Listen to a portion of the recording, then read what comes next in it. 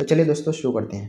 यहाँ पे जो पहला क्वेश्चन है, राग भीम पलासी का गायन समय क्या है? राग भीम पलासी का गायन समय क्या है? ये 2017 में दोस्तों क्वेश्चन पूछा जा चुका है। ठीक है, तो ऑप्शन नंबर ए है प्रातःकाल, बी है सायंकाल, सी है रात्रि और डी है अपराह्न।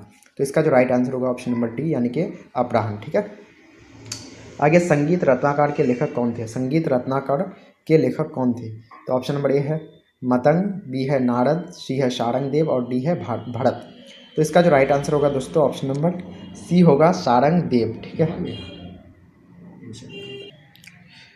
चलिए नेक्स्ट क्वेश्चन जो है, संगीत रत्नाकर के लेखक कौन थे? संगीत रत्नाकर के लेखक कौन थे? तो ऑप्शन नंबर ए है मतंग, बी है नारद, सी है शारंगदेव और डी है भरत। तो इसका राइट आंसर जो होगा शारंगदेव होगा। ये भी क्वेश्चन 2017 में पूछा जा चुका है। ठीक है, अगला क्वेश्चन देख लेते हैं। अगला क्वेश्चन क्या कर रहा है?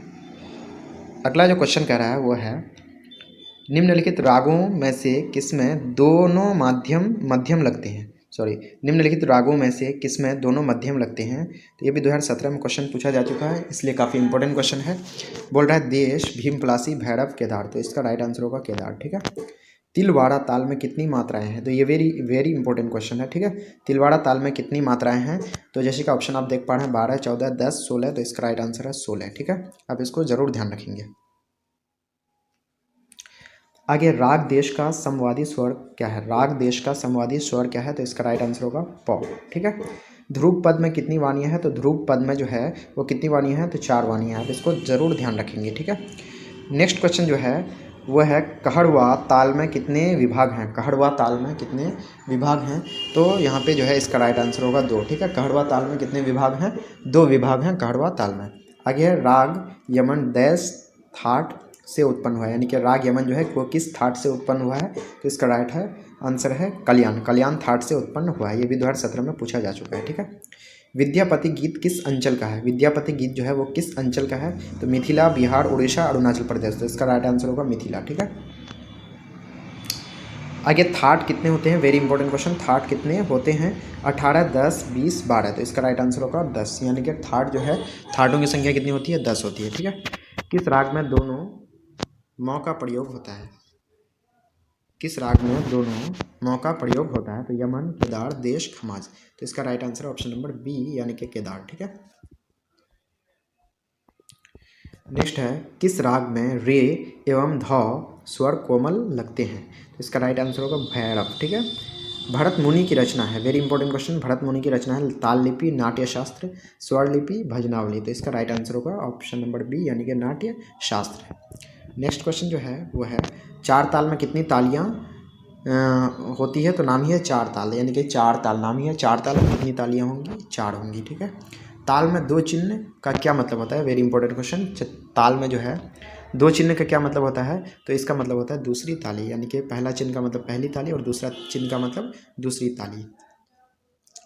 एक सप्तक में कितने स्वर होते हैं? Very important question. एक सप्तक में कितने स्वर होते हैं? तो नाम ही है सप्तक। सप्तक में कितना होगा? 7 होगा। तो नाम से ही इसमें आंसर पहुंच सकते हैं हम लोग।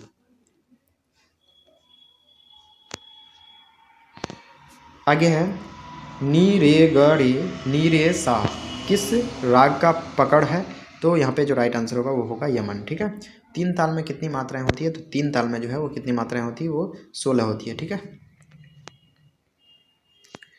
अगला जो क्वेश्चन है वो है हमारे सामने, ख्याल में किस ताल का प्रयोग होता है? तो ख्याल में जो है वो 3 ताल का प्रयोग होता है। अगला जो क्वेश्चन है वो है,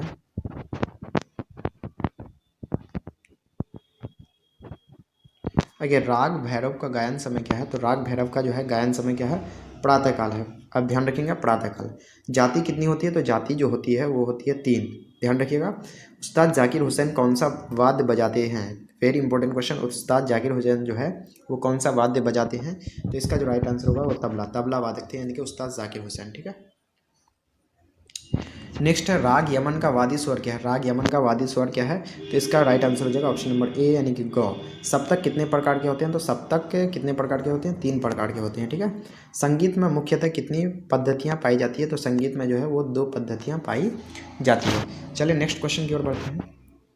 नेक्स्ट क्वेश्चन है, नियमानुसार स्वरों के चलन को क्या कहते हैं? नियमानुसार स्वरों के चलन को क्या कहते हैं? तो अलंकार कहते हैं।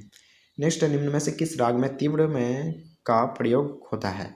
तो इसमें जो है राइट आंसर होगा यमन। ठीक है, राग भूपाली किस घाट का राग है? तो ऑप्शन नंबर ए यानी कि कल्याण। आगे जो काफ़ी इंपॉर्टेंट क्वेश्चन है यह है पंडित रविशंकर। पंडित रविशंकर किस वाद्य यंत्र के लिए प्रसिद्ध हैं? तो ये है सितार के लिए, ठीक है। और उस्ताद जाकिर हुसैन वो है तबला। राग देश का वादी स्वर क्या है? तो राग देश का वादी स्वर है रे, ठीक है। पंचम स्वर किसे कहते हैं? तो पंचम स्वर जो है वो पौ को कहते हैं, ठीक है। पौ से पंचम यानी पौ को कहते हैं पंचम स्वर। अगला जो क्वेश्चन है वो है राग में लगने वाला मुख्य स्वर कहलाता है। राग में लगने वाला मुख्य स्वर कहलाता है, तो ऑप्शन नंबर ए यानी कि वादी कहलाता है। आगे राग भैरव में कोमल स्वर प्रयुक्त होते हैं। राग भैरव में कोमल स्वर प्रयुक्त होते हैं, तो ऑप्शन नंबर सी रे ध इसका राइट आंसर होगा। राग केदार का थाट क्या है? तो राग केदार का जो थाट है वो है कल्याण। आगे राग भैरव का समवादी स्वर है, तो राग भैरव का समवादी स्वर है रे। अगला क्वेश्चन आपके सामने है राग देश का वादी स्वर है। राग देश का वादी स्वर है, तो option number D right answer होगा यानी कि रे। स्वरों के उतरते क्रम को क्या कहते हैं? तो ध्यान रखना है, स्वरों के उतरते क्रम को क्या कहेंगे? अवरोह। जबकि स्वरों के चढ़ते क्रम को बोलते हैं आरोह, ठीक है। आप मैथ में पढ़े होंगे आरोह ही क्रम और अवरोही क्रम, यानी अवरोही मतलब घटते हुए, तो उतरते हुए क्रम को क्या बोलेंगे? अवरोह, और बढ़ते हुए को आरोह। हिंदुस्तानी संगीत में कितने थाट होते हैं? तो वेरी इंपॉर्टेंट क्वेश्चन है ये, तो इसका राइट आंसर होगा ऑप्शन नंबर बी 10। आगे राग भीमप्लासी का गायन समय क्या है? तो ये दोबारा रिपीट हो चुका है, ठीक है। इसका है अपराह्न, ठीक है। संगीत परिजात के लेखक कौन थे? Very important question. संगीत जो है परिजात उसके लेखक कौन थे? तो वो थे अहोबल। चलिए नेक्स्ट क्वेश्चन की ओर बढ़ते हैं हम लोग। अगला जो क्वेश्चन है वो आपके स्क्रीन में जैसे कि आप देख पा रहे हैं, क्या कर रहा है क्वेश्चन? क्वेश्चन कह रहा है स्वरों के बढ़ते या चढ़ते क्रम को क्या कहते हैं? तो जैसे कि अभी मैंने बताया आरोह, क्या कहलाएगा? आरोह। स्वर के चढ़ते क्रम को क्या कहेंगे? आरोह कहेंगे। उस्ताद अब्दुल करीम खां किस घराने से आते हैं? उस्ताद अब्दुल करीम खां किस घराने से आते हैं? तो ऑप्शन नंबर ए यानी कि केराना, ठीक है। धमार गायकी में किस ताल का प्रयोग होता है? तो धमार गायकी में होता है धमार ताल का, यानी कि धमार से ही धमार आंसर हो जाएगा। काढ़वा ताल में कितनी मात्राएं हैं? तो काढ़वा ताल में जो है वो 8 मात्राएं हैं, ठीक है। आगे एक ताल में कितनी मात्राएं होती है? तो एक ताल में मात्राएं होती है 12। ध्यान रखेंगे, एक ताल में कितनी मात्राएं होती है? 12। राग भैरव का वादी स्वर क्या है? तो राग भैरव का वादी स्वर है ध। आगे राग भीमप्लासी किस थाट का राग है? तो राग भीमप्लासी जो है वो किस थाट का है? तो काफी थाट का है, ठीक है। संगीत में वर्ण कितने होते हैं? तो संगीत में कितने वर्ण होते हैं? 4। ध्यान रखेंगे, संगीत में कितने वर्ण होते हैं? 4, ठीक है। अगला जो क्वेश्चन है वो है संगीत रत्नाकर के लेखक कौन थे? संगीत रत्नाकर के लेखक कौन थे? तो option number B right answer होगा यानी कि शारंग देव। संगीत रत्नाकर के लेखक कौन थे? शारंग देव थे, ठीक है। ध्यान रखिएगा, शारंग देव जो है संगीत रत्नाकर के लेखक थे। राग देश किस थाट का राग है? राग देश जो है वो किस थाट का राग है? तो इसका राइट आंसर होगा खमास, ठीक है। ध्रुपद गायन, ध्रुपद गायन में किस तालवाद का प्रयोग होता है? तो इसमें जो होता है वो है पखावज, ठीक है। इसको आप ज़रूर ध्यान रखेंगे। अगला जो क्वेश्चन है वो आपके सामने है निम्नलिखित रागों में से किसमें दोनों निषाद लगते हैं? दोनों निषाद जो लगते हैं वो लगते हैं ऑप्शन नंबर सी यानी कि देश में। उस्ताद फैयाज़ खां किस घराने से आते हैं? तो वेरी इंपॉर्टेंट क्वेश्चन। उस्ताद फैयाज़ खां जो है वो किस घराने से आते हैं? तो वो आते हैं आगरा घराने से, ठीक है। एक सप्तक में कितनी श्रुतियाँ होती है? Very important question. एक सप्तक में कितनी श्रुतियाँ होती है? तो 22 श्रुतियाँ होती है। अगला किस ताल में 6 मात्राएं होती है? किस ताल में 6 मात्राएं होती है? तो दादरा ताल में, ठीक है। झप ताल में कितनी मात्राएं होती है? तो झप ताल में होती है 10 मात्राएं। ध्यान रखिएगा। राग केदार का वादी स्वर क्या है? तो राग केदार का वादी स्वर है म। आगे भारत की मुख्य संगीत पद्धतियां कितनी है? तो भारत की मुख्य संगीत पद्धतियां जो है वो 2 हैं। आगे राग विहाग का संवादी स्वर है, तो राग विहाग का संवादी स्वर है नी। राग भीमप्लासी का गायन समय क्या है? तो ये बार बार इंपॉर्टेंट नहीं, ये हो रहा रिपीट हो रहा है, इसका क्या हो जाएगा? अपराह्न हो जाएगा, ठीक है।